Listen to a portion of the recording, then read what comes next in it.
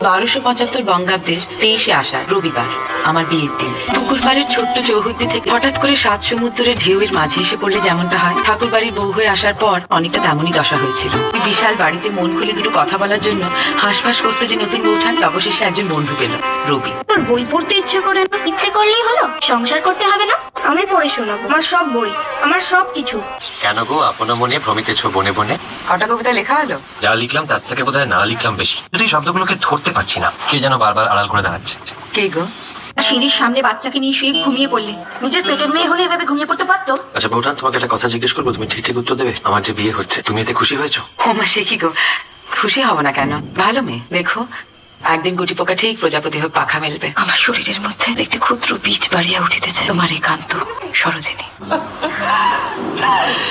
নতুন বউঠান